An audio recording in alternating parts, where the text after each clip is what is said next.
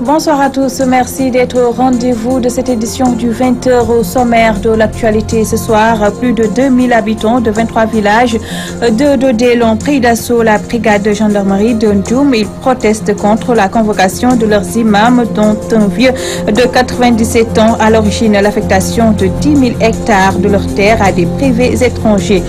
Et moi à Tambacounda après la disparition de 2 enfants dans le parc Nyokolokoba, partis cueillir des fruits. Binta et Bilalimani ne sont pas rentrés chez leurs parents depuis 2 semaines, ce qui repose le débat sur la sécurité autour du parc. Faillite de l'école publique au Sénégal, les parents se tournent de plus en plus vers les établissements privés malgré les nombreuses dépenses, mais vigilance, école privée n'est pas synonyme de qualité. Reportage à suivre. La page internationale et la revue de la presse africaine seront également de la partie.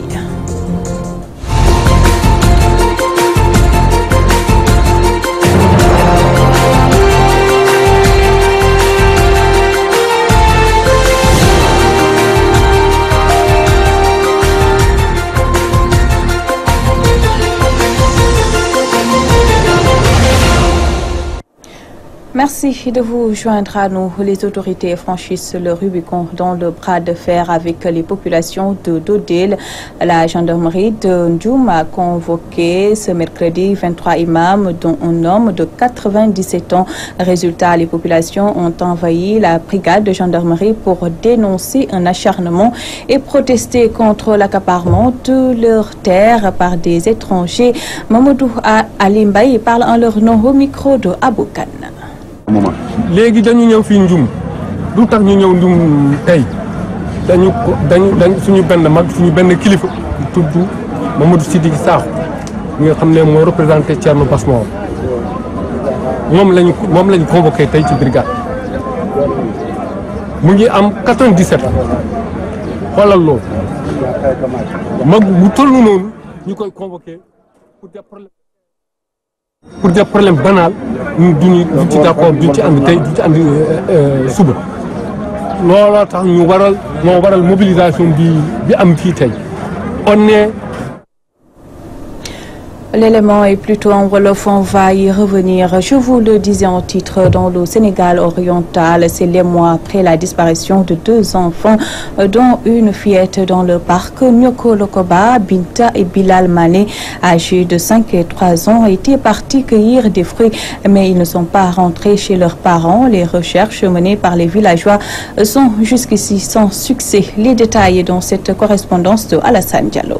Marewa, village situé dans la commune de Dialokoto, département de Tambacounda, leur était la désolation et la tristesse. En effet, 2 enfants, tous âgés respectivement de 5 et 3 ans, ont disparu depuis une dizaine de jours dans le parc Nyokolokoba alors qu'ils cherchaient des fruits. Des recherches jusqu'ici dans cette forêt de 913 000 hectares sans résultat.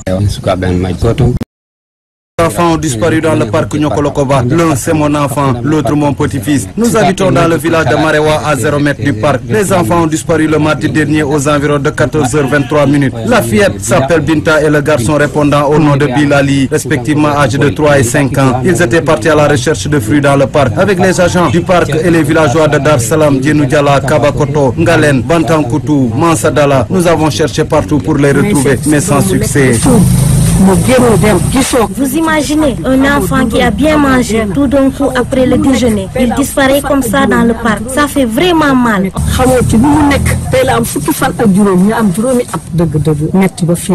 Ces villageois au bout du désespoir, après plusieurs jours de recherche, ne baissent toujours pas les bras pour retrouver les 2 enfants disparus, à défaut leur corps, d'où cet appel à l'endroit des autorités. Nous avons tout tenté, tout fait pour retrouver les enfants, mais sans succès. Nous avons pleuré et beaucoup pleuré. Nous n'avons plus de larmes. Les villageois des différentes localités de Dialokoto nous ont aidés à chercher, mais sans aucune trace de ces enfants. C'est pourquoi nous lançons un vibrant appel à l'endroit du président Macky Sall ainsi qu'au ministre de son gouvernement qu'ils nous viennent en aide pour retrouver ces enfants ou à défaut leur corps.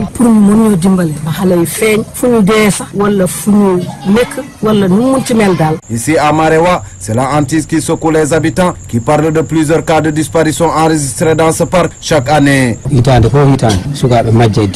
Chaque année, des enfants disparaissent dans le parc. Les enfants de Dialakoto ont disparu. Djenou Diala également enregistré des cas de disparition. Darussalam 3 cas, Dialokoto également 3 cas, Bantankouli 2 et enfin le village de Bantakoto a enregistré 2 cas. Tous ces enfants ont disparu dans le parc. Seuls certains des corps sont retrouvés. Alassane Diallo, Émilie Bianquinche, Marewa, Walfadjri. Le Paris Foot fait encore reparler de lui avec cette affaire opposant des jeunes de Colobane à la LONASE après les heurts devant l'agence concernée. Certains jeunes déplorent le temps que leurs camarades passent devant les kiosques. D'autres, par contre, pointent du doigt l'État et la loterie nationale sénégalaise. C'est un reportage de Istatine avec Mami Kanté.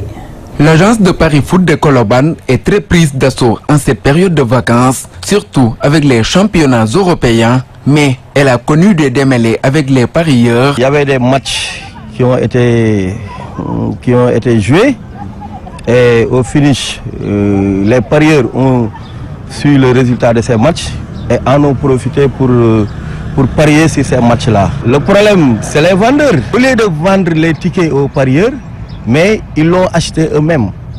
Tu vois un vendeur, bon, il apprend qu'il y a un problème de technique, bon, il va chez lui, ou bien il ferme sa boutique pour acheter tous les tickets. Beaucoup de jeunes s'y lancent juste pour gagner de l'argent.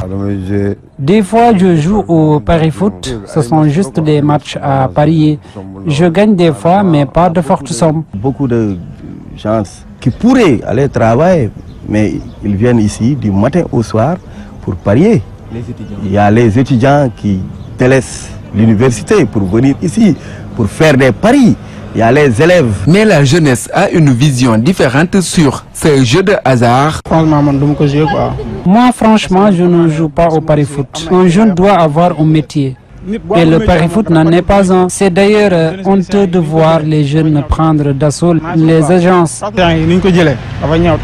Si vous voyez beaucoup de jeunes jouer le Paris Foot, peut-être qu'ils n'ont pas encore trouvé du boulot. L'État doit prendre des responsabilités pour cela. C'est eux, parce que c'est eux qui ont mis le jeu ici. Vraiment. Le Paris Foot, un jeu agréé par la loterie nationale sénégalaise qui prend presque tout le temps de la jeunesse, manque d'emploi ou fainéantise. Quoi qu'il en soit, Paris Foot prend de plus en plus de l'ampleur. Je vous le disais en titre, les perturbations de ces dernières années dans le système éducatif poussent certains parents à tourner le dos à l'école publique pour inscrire leurs enfants dans les établissements privés, malgré le coût élevé des frais de scolarité. Cependant, avec la prolifération des écoles privées, certains invitent les parents à plus de vigilance. Un reportage de Maman Gassama. La tendance chez certains parents d'élèves, c'est d'inscrire leurs enfants dans les écoles privées plutôt que celles publiques. Les personnes rencontrées dans les rues de Dakar donnent, selon elles, les raisons. Au Sénégal, concernant l'enseignement, c'est vraiment aberrant parce que bien que le privé est cher, mais nous, les parents d'élèves, on peut amener nos enfants dans les écoles publiques et qu'il y a toujours grève. Maintenant, il n'y a même plus de niveau. Vous voyez des professeurs qui ne peuvent même pas parler français, des élèves, voilà, ainsi de suite. Vous voyez des étudiants. C'est pourquoi, certes, l'enseignement, sincèrement, a défailli ici au Sénégal. Beaucoup, si vous voyez. Oui. C'est pourquoi les parents d'élèves préfèrent prendre les enfants et les amener dans les privés. L'État du Sénégal a mieux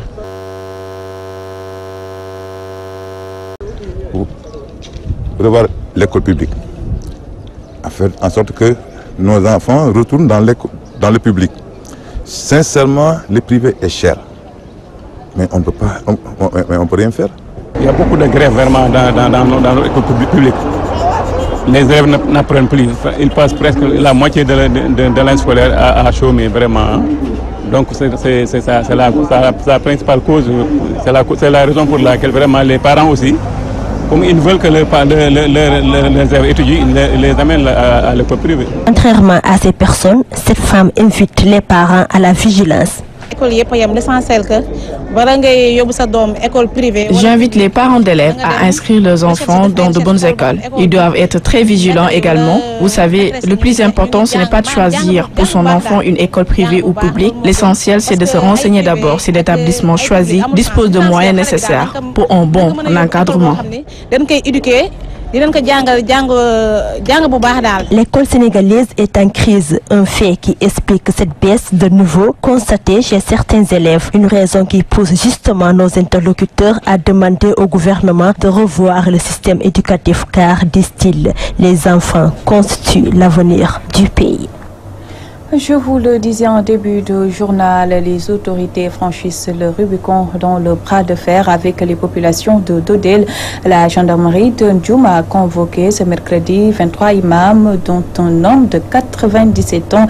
Résultat, les populations ont envahi la brigade de gendarmerie pour dénoncer un acharnement et protester contre l'accaparement de leurs terres par des étrangers. Mamadou Aliou Mbaye parle en leur nom au micro de Aboukan. Nous sommes réunis avec beaucoup de personnes pour venir répondre à l'appel, soutenir notre patriarche, notre chef coutumier, notre Thierno Bassamor, âgé aujourd'hui de 97 ans, est venu répondre à la convocation. Et ça aussi, c'est ce qu'on appelle une intimidation de plus. C'était des événements qui étaient passés avant les élections. Ils ont voulu geler les affaires jusqu'après les élections pour les faire réveiller. Aujourd'hui, M. Sakho, qui est non seulement âgé, qui est non seulement le chef coutumier donc de toute la zone de Alaïbé, il a bravé le soleil, il a bravé l'âge, il a traversé des fleuves, il a traversé des pirogues pour faire des 60 ou bien 80 km pour venir répondre à l'appel de la convocation à la gendarmerie de Ndioum. Et comme on le connaît aussi, c'est un homme de parole, c'est un homme qui ne lâche pas ses mots à parler, a tenu un langage de vérité. Il a fait l'historique même de la commune de Dodel. Nous sommes là aussi et cette convocation va être suivie par d'autres personnes innocentes comme lui, des chefs de village, des jeunes, et beaucoup de personnes vont suivre cette convocation. L'ensemble des collectifs de ces villages, au nombre de 23, réaffirment leur refus, leur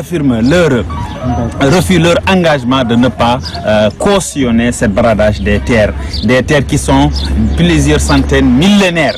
Comment peut-on donner 10 000 hectares à un groupe privé marocain sans des négociations ni en amont ni en aval, sans tenir compte des exigences sociologiques, des exigences religieuses, des exigences coutumières et surtout des exigences sociales. Donc on renouvelle notre soutien à notre cher Mamadou Sidiki Thierno Bassamour de Sinthiou Dangde. Et c'est le Walo, c'est le Djeri, nous tous, nous sommes là à brader le soleil.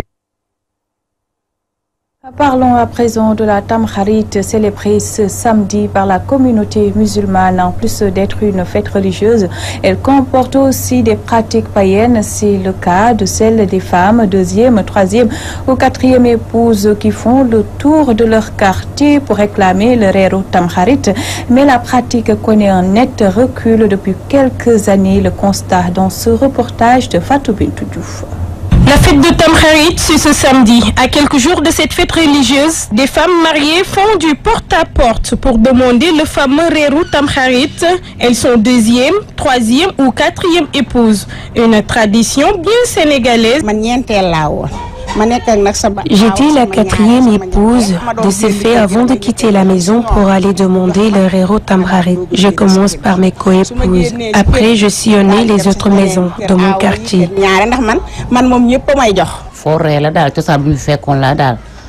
C'est juste une tradition. Tu pars chez la première, elle te donne ton Rero Tamkharit, ainsi de suite. Traditionnellement, ces femmes se contentaient du peu qu'on leur donne. Mais aujourd'hui, l'argent est privilégié. Je passe dans chaque maison. À la fin, je rentre avec un seau rempli de riz. Mais les femmes modernes préfèrent de l'argent.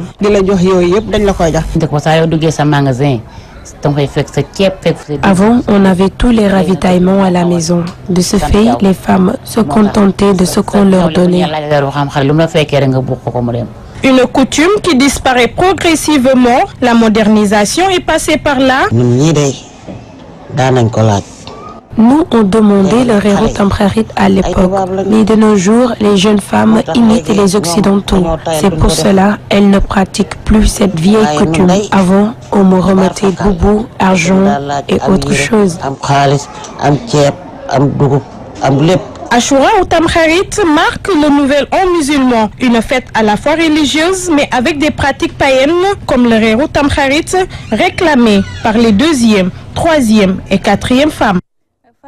Bintou Diouf, direction Thiès, le réseau des organisations paysannes et des producteurs d'Afrique de l'Ouest a financé un projet d'appui à la promotion des systèmes alimentaires. Objectif, satisfaire les besoins alimentaires de la population et réduire la pauvreté dans les pays membres. Un compte rendu de Maïmouna Sek. Pour promouvoir la consommation des produits locaux dès sa création, le réseau des organisations paysannes et des producteurs agricoles d'Afrique de l'Ouest, ROPA, a mis en place un projet d'appui, la promotion des systèmes alimentaires locaux. ProSal, Nazir Oussal, président de la FONX. Ce projet vient pour dire, écoutez, je vais aider à ces initiatives à se développer.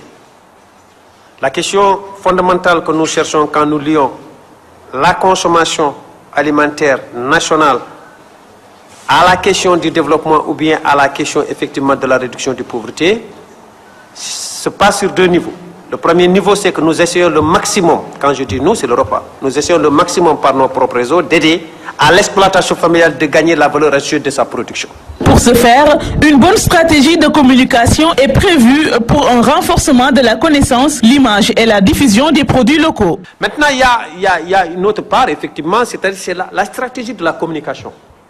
Elle est compliquée chez nous, elle est complexe, elle est très coûteuse, on va apporter notre maximum dans ça, mais je ne suis pas certain qu'on puisse arriver à concurrencer effectivement de certaines entreprises qui sont formées seulement pour ça et qui ont les moyens plus que... De toute façon, nous, la première chose que nous avons déjà, ça c'est une forme de communication pour nous. Selon Nazir Oussal, il ne devrait pas s'agir pour le repas de concurrencer tel ou tel autre dans le secteur, mais surtout de dérouler leur propre stratégie. Toutes les stratégies de communication qui nous aideraient à ça, on va. Mais on ne le fera pas pour lutter contre X ou Y. Mais on le fait dans la finalité de la création de l'espace, dans la finalité de la création d'un marché autonome en Afrique de l'Ouest, qui nous permettra effectivement de développer nos agricultures familiaux dans nos différents pays. En somme, il s'agit avec ce projet de contribuer de manière durable à la satisfaction des besoins alimentaires de la population, au développement économique et social, ainsi que la réduction de la pauvreté dans les pays membres. Thiès, Maïmouna Sek pour la radio-télévision Walfadjri. Maïmouna Sek, à présent, round-up de l'actualité internationale avec Issatine.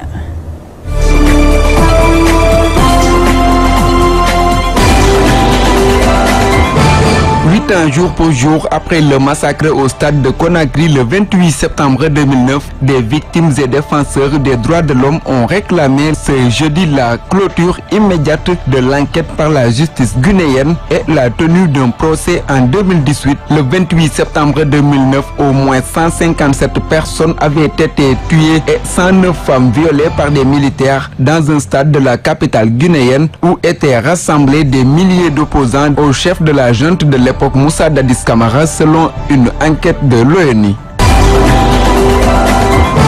En Égypte, l'armée de l'air a annoncé ce jeudi avoir détruit dans l'ouest du pays 10 véhicules tout-terrain soupçonnés de transporter des armes de contrebande depuis la Libye voisine. Un officier a précisé que les frappes n'ont été menées qu'une fois que les véhicules ont franchi la frontière égyptienne. La Libye, où les autorités rivales et de nombreuses milices se disputent le pouvoir, a sombré dans le chaos après la chute du régime de Mouammar Kadhafi en octobre 2011. 7 hommes accusés de cannibalisme, dont l'un a reconnu les faits qui ont choqué l'Afrique du Sud, ont comparu ce jeudi devant le tribunal d'Estcourt qui a ajourné l'audience le 12 octobre prochain. Le 18 août, un homme s'était présenté au poste de police de la ville d'Estcourt avec un sac contenant une jambe et une main humaine. Il avait déclaré aux policiers être fatigué de manger de la chair humaine et les avait conduits à une maison où d'autres morceaux de corps ont été découverts. Ces aveux avaient conduit à l'arrestation de 6 autres personnes. On en vient à la revue de la presse africaine, une présentation de Safiatou Sissé.